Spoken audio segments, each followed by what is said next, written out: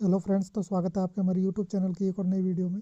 और आज हम इस वीडियो में लेकर आए हैं टेक्नीशियन ग्रेड थर्ड के लिए क्वेश्चन, जो कि परीक्षा की दृष्टि से काफ़ी महत्वपूर्ण है। इसलिए वीडियो में अंत तक बने रहे। तो हम शुरू करते हैं अपने पहले क्वेश्चन को। यदि आपको ये वीडियो अच्छी लगे तो वीडियो को लाइक और चैनल को सब्सक्राइब कर सकते हैं। तो हमारा पहला प्रश्न है, पानी की गंदगी से फैलने वाला रोग है। तो इस प्रश्न का उत्तर होगा ऑप्शन 2, टाइफाइड। अगला प्रश्न है, डिप्थीरिया रोग से कौन सा अंग प्रभावित होता है। तो इस प्रश्न का उत्तर होगा ऑप्शन नंबर 3, डिप्थीरिया रोग से गला प्रभावित होता है।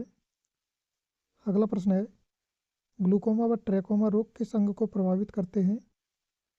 तो इस प्रश्न का उत्तर होगा ग्लूकोमा व ट्रैकोमा रोग आँख से संबंधित रोग है।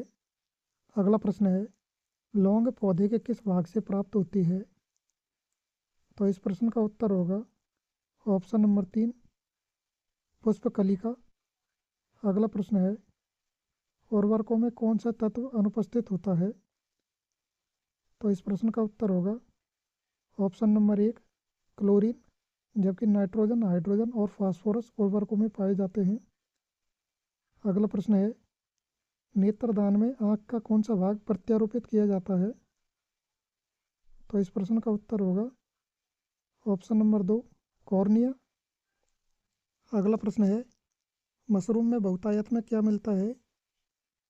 तो इस प्रश्न का हमारा उत्तर होगा option number 2, protein.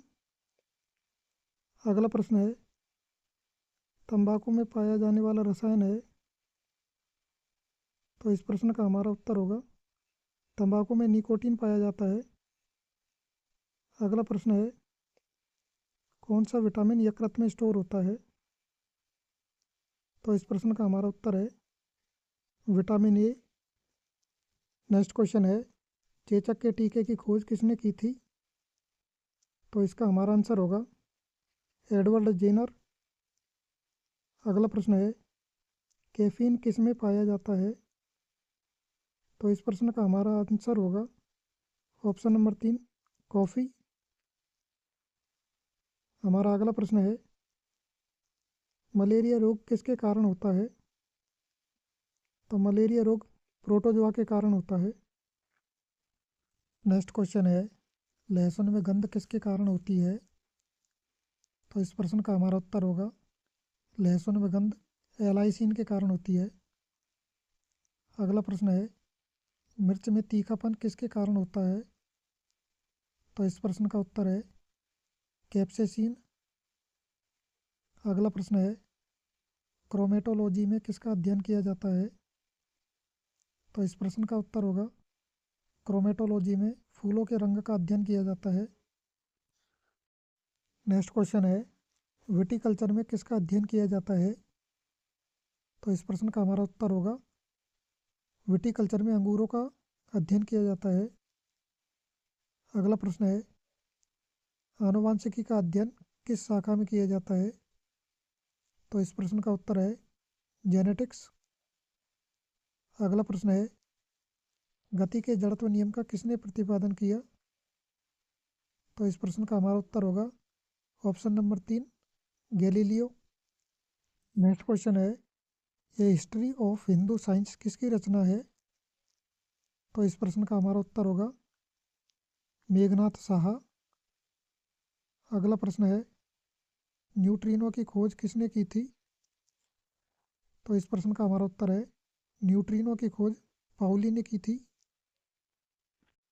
Next question है, इलेक्ट्रॉन के आवेश का निर्धारण किस वैज्ञानिक ने किया था। तो इस प्रश्न का हमारा उत्तर है मिलीकान। अगला प्रश्न है, निम्न में से रेडिएटर का उपयोग है। तो इस प्रश्न का हमारा उत्तर है रेडिएटर का उपयोग वाहनों को ठंडा रखने में किया जाता है। अगला प्रश्न है, क्रेस्कोग्राफ का उपयोग किस में किया जाता है। तो इस प्रश्न का उत्तर है पौधों की वृद्धि को मापने के लिए। यदि आपको ये वीडियो अच्छी लगे और इन्फॉर्मेटिव लगे तो आप हमारे चैनल को सब्सक्राइब ज़रूर करें। तो हमारा प्रश्न है, किसने पोलियो के टीके की खोज की थी। तो इस प्रश्न का उत्तर है ऑप्शन नंबर 3, जॉन सॉल्क। अगला प्रश्न है, किसके द्वारा BCG के टीके की खोज की गई थी? तो इस प्रश्न का आंसर है, BCG के टीके की खोज यूरिन कामेट के द्वारा की गई थी। अगला प्रश्न है, रडार का पूर्ण नाम है? तो इस प्रश्न का उत्तर होगा option number 3, radio detection and ranging.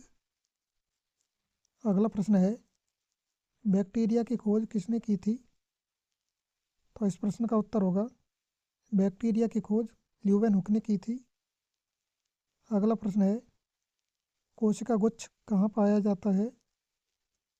तो कोशिका गुच्छ वृक्क में पाया जाता है।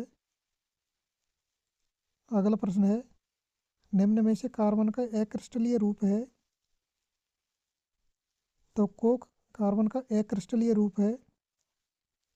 बढ़ते अगले प्रश्न की ओर, चूहे मारने में किस रसायन का प्रयोग किया जाता है?